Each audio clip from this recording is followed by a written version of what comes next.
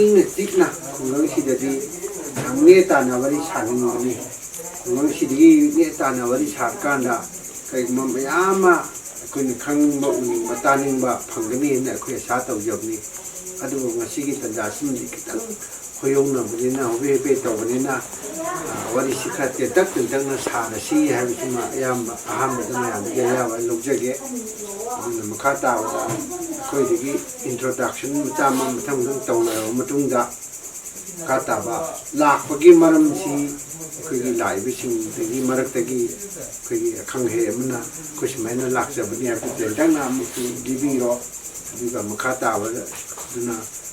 ꯈꯨꯡꯒꯪꯁꯤꯒꯤ ꯑꯍꯟꯁꯤꯡꯒꯤ ꯃꯔꯛꯇꯒꯤ ꯑꯗꯨꯗꯤ ꯁꯤꯅ ꯐꯕ꯭ꯔꯥ ꯁꯤ ꯇꯧꯁꯤꯔꯥ ꯍꯥꯏꯕꯗꯨꯃꯁꯨ ꯍꯥꯏꯐꯦꯠꯇꯪ ꯑꯩꯈꯣꯏꯗ ꯇꯥꯛꯄꯤꯔꯣ ꯑꯗꯨꯒ ꯌꯥꯝꯅ ꯍꯛꯆꯤꯟꯕ ꯃꯅꯨꯡ ꯆꯪꯕ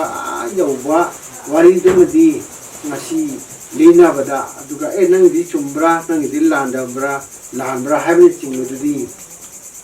ꯉꯁꯤꯗꯤ ꯑꯗꯨꯒꯤ ꯇꯥꯟꯖꯥꯗꯨꯃꯗꯤ ꯑꯩꯈꯣই ꯂꯧꯅꯔꯒꯨꯝꯁꯤꯅ ꯑꯩ ꯑꯍꯥꯟꯕꯗ ꯃꯌꯥꯝꯗ ꯈꯨꯔꯨꯝꯕ ꯍꯥꯏꯖꯒꯦ ꯑꯩꯈꯣꯏꯒꯤ ꯏꯔꯛꯇꯒꯤ ꯑꯍꯥꯟꯕ ꯑꯣꯏꯅ ꯑꯩ ꯑꯣꯏꯔꯩꯇꯣꯟ ꯍꯥꯏꯅ ꯑꯩꯈꯣꯏ ꯏꯟꯇ꯭ꯔꯣꯗꯛꯁꯟ ꯇꯧꯖꯒꯦ ꯃꯁꯤ ꯍꯧꯖꯤꯛ ꯍꯧꯖꯤꯛ ꯈꯨꯟꯗ ꯐꯝꯃꯤꯕ ꯑꯩꯈꯣꯏꯒꯤ ꯑꯉꯣꯝꯒꯤ ꯅꯤꯡꯊꯧꯒꯤ ꯏꯆꯥꯅꯤꯄꯥꯅꯤ ꯑꯗꯨꯒ ꯃꯣꯏ ꯄꯥꯕꯨꯡꯗꯨꯅ ꯆꯍꯤ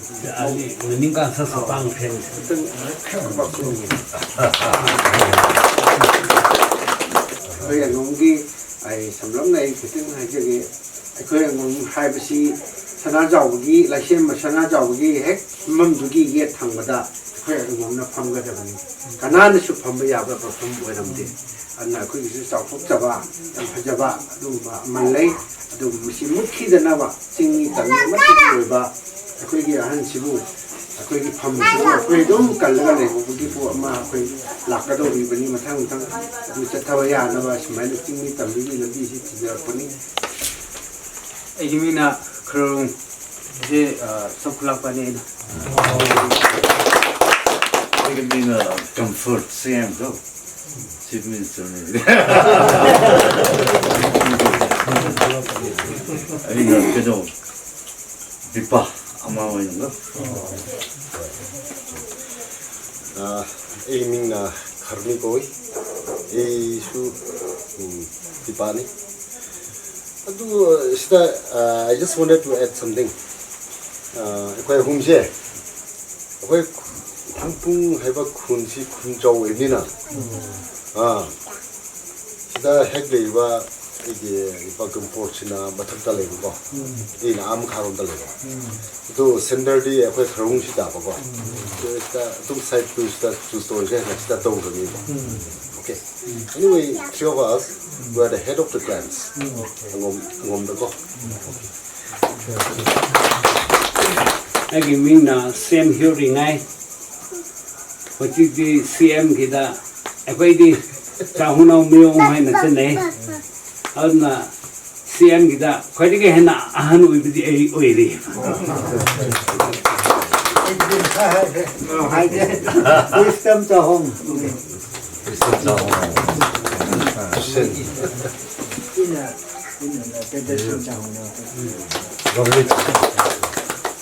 Na Felix cahong na.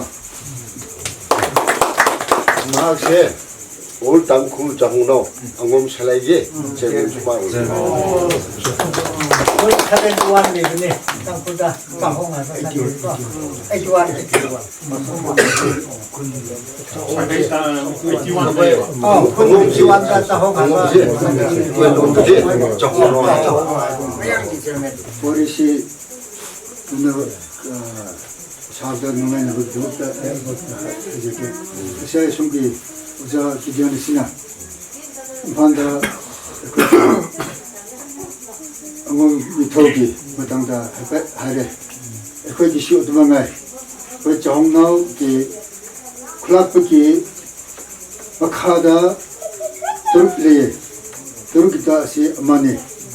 aduga sekelab turki aduga मैं खुद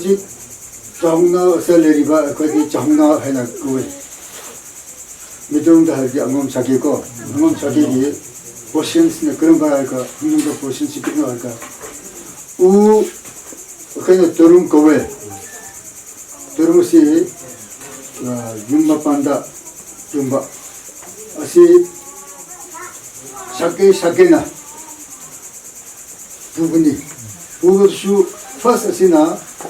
클럽부터 이 조절 거다 뭐가 어두가 right next to the 그 자홍나우 방금 샤케스나 뭐가 어두가 어두니 어두가 그리고서 해외 그리고 그 감혼이 조혼이들 그렇게 강풀도 공배 속장스고 시군주 에나 돌아오지 first 이토기 컴퍼니 second 그 자홍나우스니 다시 그렇게 보시면 makha tawa na matamang de bida koi tamri lai ba sino sing ma ki man na de bi man kitang na takti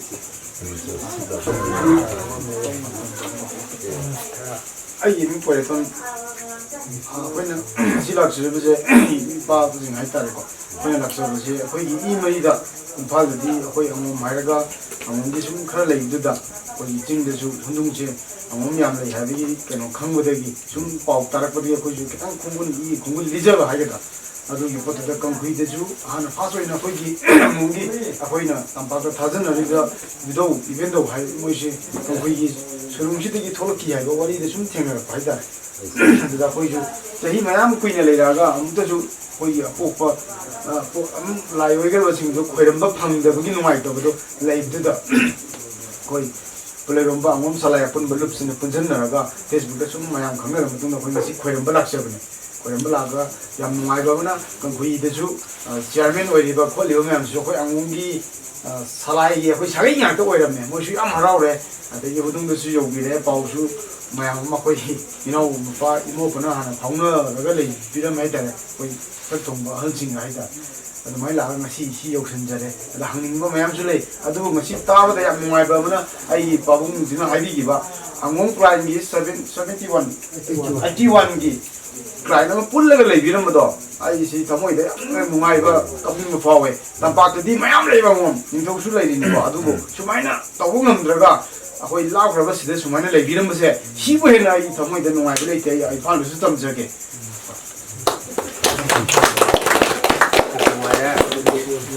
oi ka da ban ang salai di in thaw ding ma ri ton na yam na mu ba ba wa ram kha tham be re su kitang thang me no na khoi yam no ri organization din no ri ko da ngai ri adu organization sida ai khoi na ma ko ga pun ma ki khoi de sil la ge have din na te ri miyam ni da khun sida kana le gi tin ni na pa ta to ge han khlo ka da akhoi apun ma gi oi ba do re di kai to sige kamaina he na phajana ba kamaina he na chakhan na ba kamaina mari se tashena kham dok singam na ba ha ba pun ba gi kai ma shin ba makha ta na dum ta thar ko gi labi ma la ki ni ha na kanje ne na to le bi di ba hala ma si chu sa mai to ro na sa mai si lo ko ju mai pa me ba sai sen to kidang jo dum happy ro bi bi ro du ga makha ta na ko sum dar ga apun ba gi oi ba union bo sem ga la kan da ko gi si yam pating nei na yam na matik magun mai ai chau na ni ku ki tam pak si da chi ni sta na ke no program to ko kan da khu bu hekta ke mo pham ma le na na ba adigi le sem ba gi dong pham da thab ke mo thok kan so ko gi angom pum ba gi oi ba hekta ke no mo thok na ba samai na pun sin na ba si wat pa de gi da ko si mi ne khang ma khra wat ni ba da a si ma khan de anu theng chu theng na sai yam na ningam da na han na ma khang ko di gi chai 93 shu re hai yam ningam da na ma so la I as no na la pi sa sa theng re da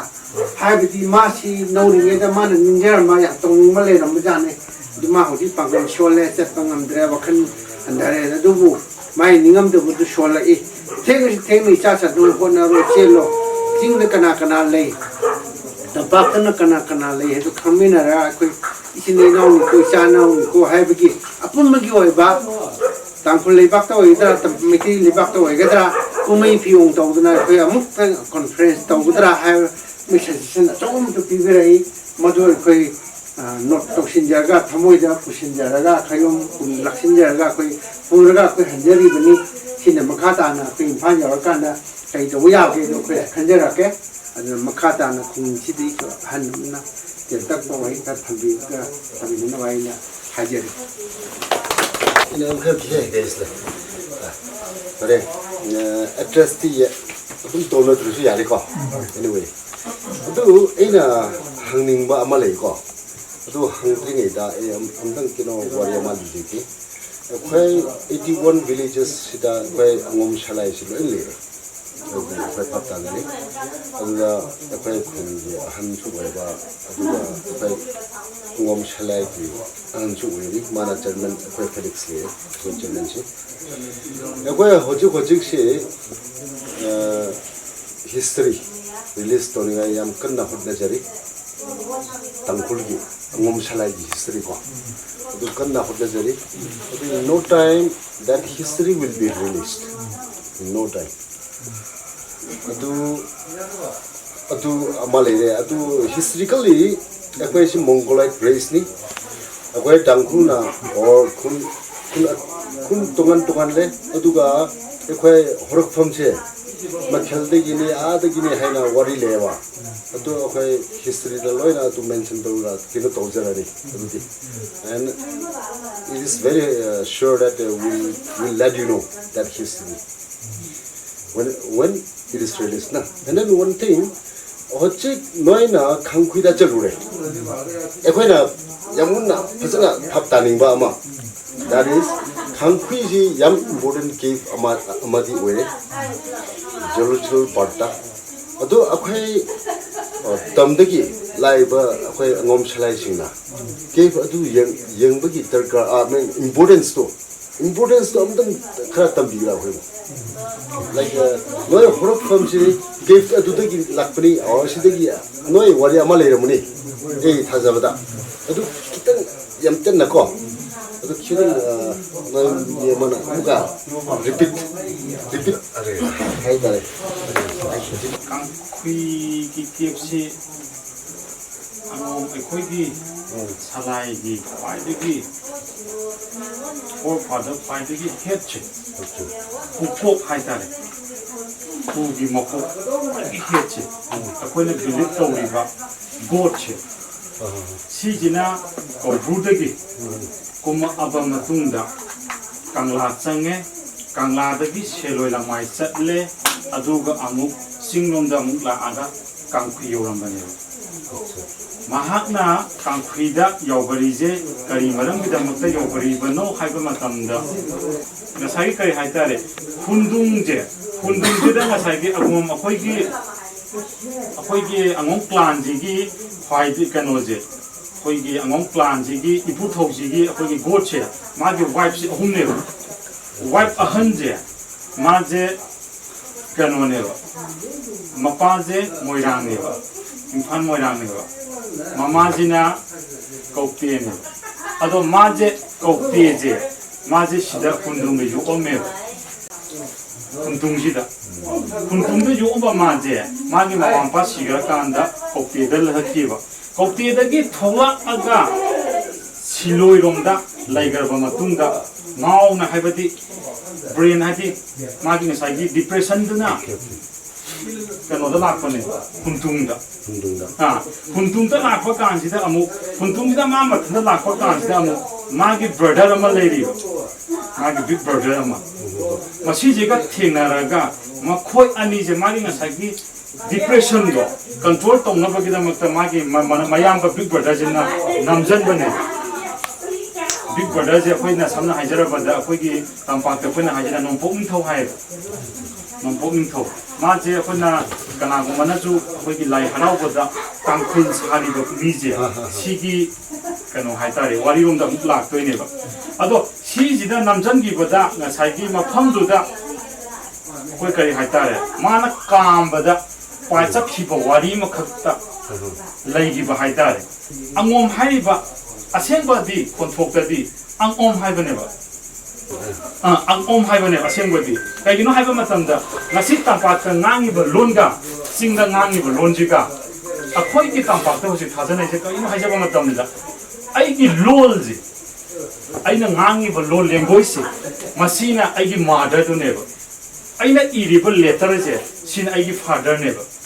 ado ai gi lon mother je sing da lai gi ba sing da lai gi aduga aigi father mayek se script se sina kanga kagriba infang ni kanga kagriba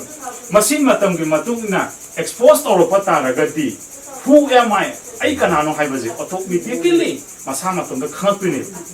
no so expert in Manipuri ekhoina nokhai bu welcome to busi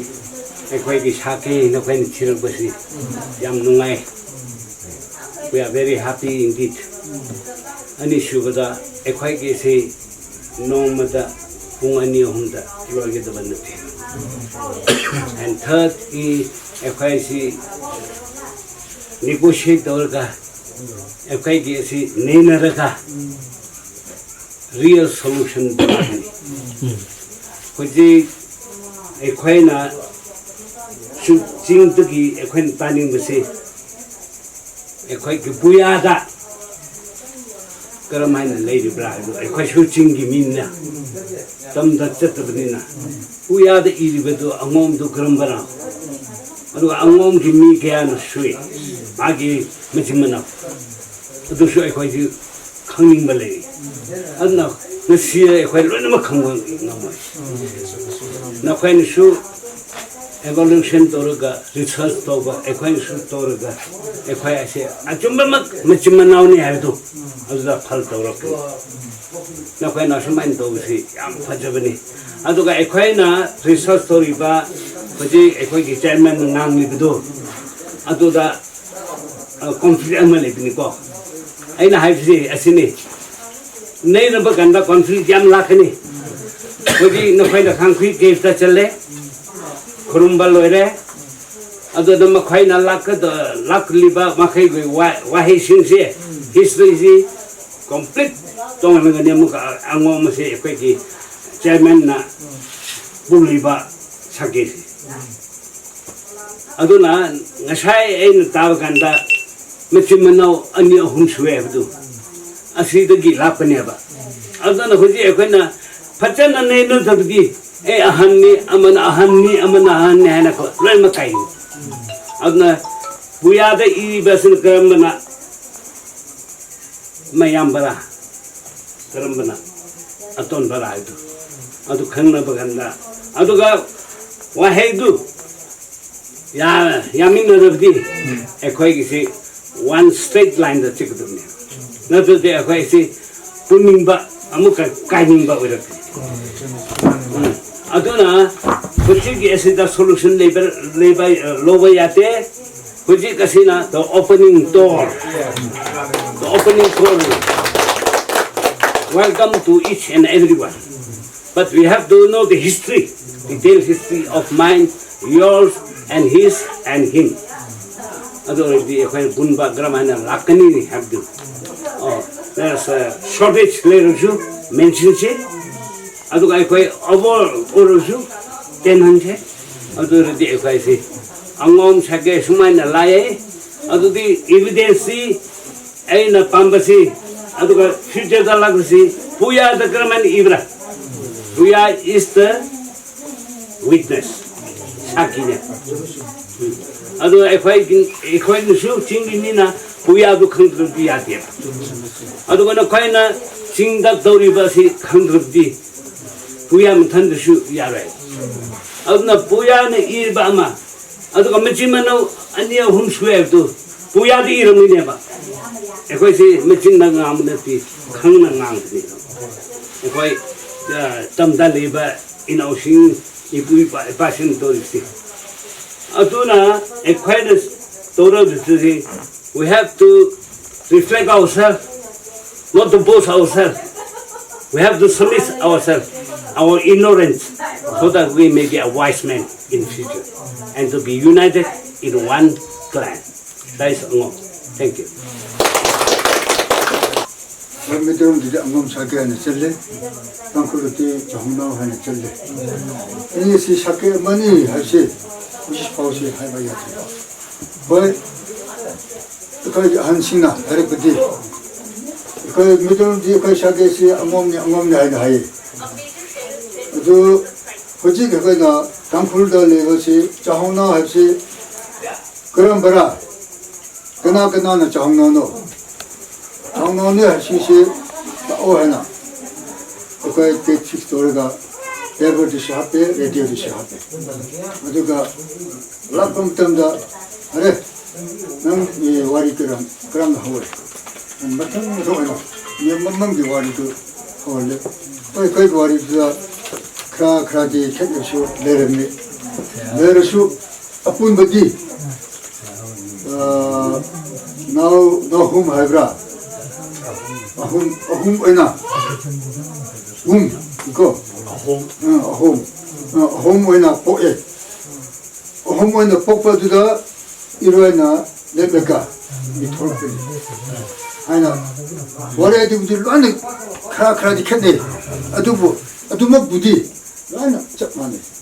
아두만나 어디슈 여기도 슈 아두가 말려면 그니 그 머루 에바 와리도 자기가 거기 자기 지력부터 그런만 지력이라도 급다 답변이 어떤 건 쉬워 정말이야. 그러니까 놈이 아마 나이가 아마 그 끝내가 머리 붙였나 사실 나 삼인이지. 어제 근데 히스토리 일이었죠. 세컨드 에디션 이름이 뭐 저기 이빠빠는거 어쩌고 머루 시도 버릇 리바 안앙시스는 수 가우트나바 큰나바도 못다 이제는 또 그지 관이 이르시다 세컨드 에디션이 이부디 러레 어프로치 때문다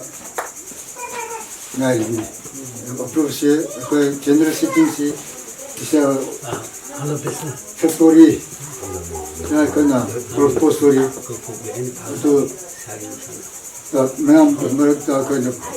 머리도 부서가 양도 가거든 아르가 나늘에 아주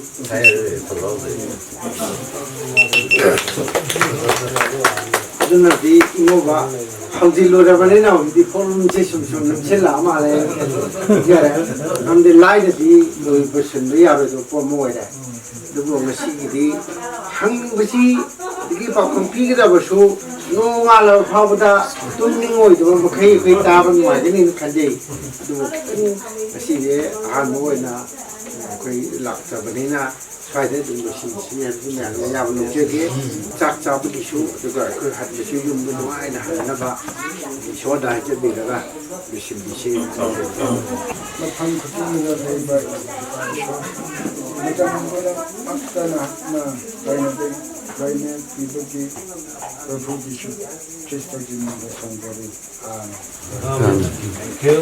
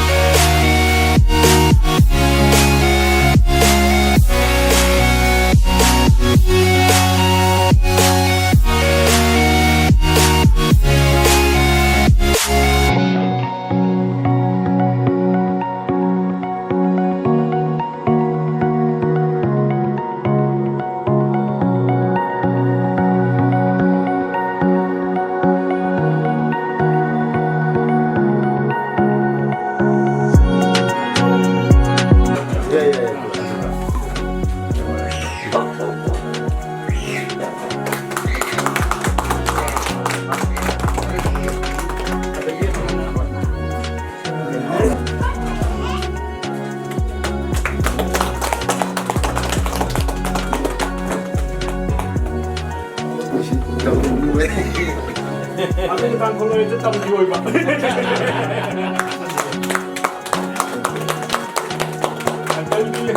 땀 비워래 봐.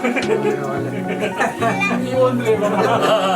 hay hay mà ya anh đi thổi ra anh nổi rồi ꯑꯗꯨꯒ ꯑꯩ ꯂꯣꯏꯁꯤꯜꯂꯛꯄꯗ ꯈꯣꯏꯔꯝꯖꯒꯦꯕꯀꯣ ꯍꯥꯏꯗꯤ ꯑꯩꯈꯣꯏꯅ ꯉꯁꯤ ꯂꯥꯛꯆꯔꯤꯕ ꯈꯣꯡꯆꯠꯁꯦ ꯃꯇꯨꯡ ꯇꯥꯔꯛꯄꯗꯁꯨ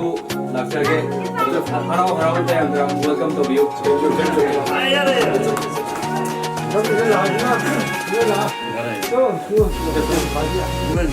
ꯑꯗꯨꯒ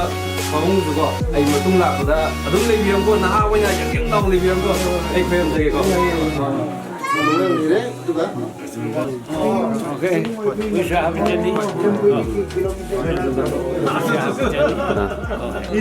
No, we should have very happy birthday. Oh, have a journey. We should have happy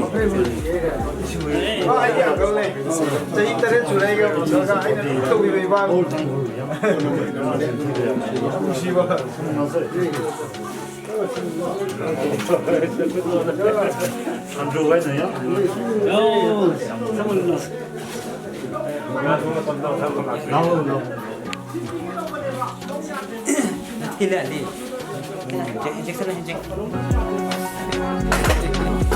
Nang giming kay Cobra? Ano? OTP. WhatsApp. Matang among laki ko. Hoy hayo. Hoy, isma. Ah.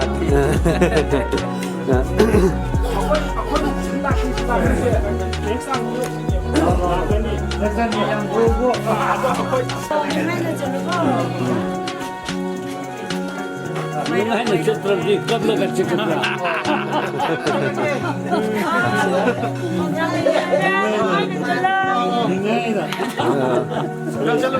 아들이 이마징 앞에 용 하이도 크게 거. 자 크게.